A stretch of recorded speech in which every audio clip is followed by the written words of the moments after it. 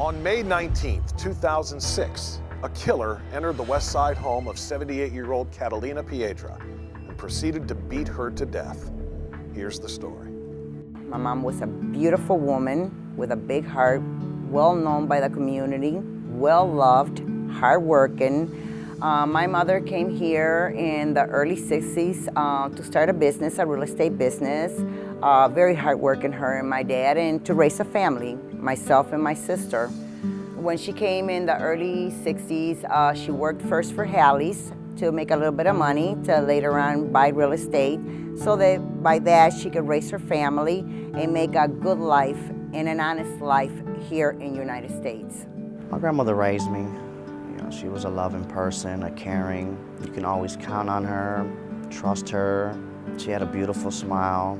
She was a person you can always, if you needed something, you can go to her. If you needed a place to live and you didn't have a lot of money or something, she'd roof you. If you needed some work, she'd give you a job. She was a very extraordinary lady. Oh, she was a great mom, the best. I love my mom very much, miss her very much. Very good mom and an awesome grandmother because, well, when I was young, I wanted to go out, do things, and she kept my kids. I mean, just a loving, very loving mom. And yes, she made honest and good people out of all of us. Very well loved by many, very well missed by many to this day. On Friday, May 19, 2006, at the location of 3230 West 31st Street at approximately 11:15 p.m. We received a call to respond to that address for a possible victim of a homicide. When we entered the home, we found the victim lying on the floor against the wall in a semi-fetal position. There was no forced entry into her home. We believe that whoever did this to her was known by the victim. Catalina Piedra was a landowner. She owned many properties, and it was rumored that she kept a lot of money in the house. Her bedroom was neatly kept. There was a lot of paperwork on the dresser along with keys for her properties. This lady was very meticulous in her business, and she tried to help out people by hiring people that needed jobs. She hired several handymen, and this might have been her downfall. The assailant was possibly led into the house by the victim.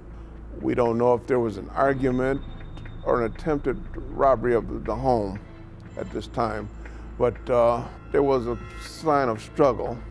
The victim was struck several times to the side of the head with a blunt object, but it didn't look like anything was taken from that room. There was blood in the area. There was a lot of blood by the victim's head. She was definitely deceased at this time. We interviewed the neighbors. Nobody reported hearing or seeing anything.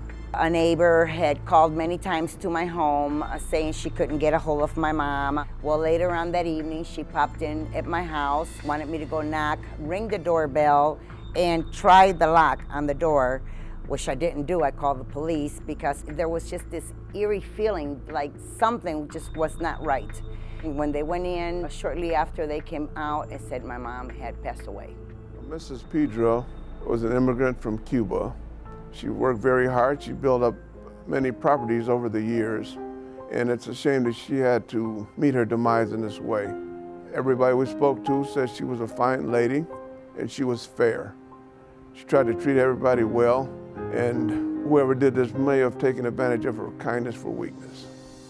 This is a woman that was in her own home, minding her business, where she should have felt safe and she should have felt comfortable. She should have felt the protection of her neighbors. They came in, they did what they did to her.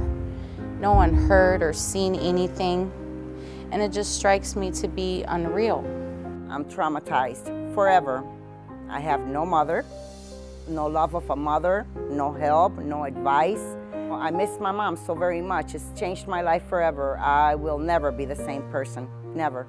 And the thing that gets me a lot is I wonder what she could have been thinking at the moment, which really sticks me every day, really hurts me and haunts me.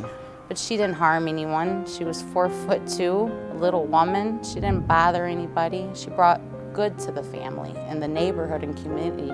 That's why it upsets me that nobody has come forth to say anything. If you were a friend, then you should speak and come forth for her. We would love to know why. Why would you take somebody's life?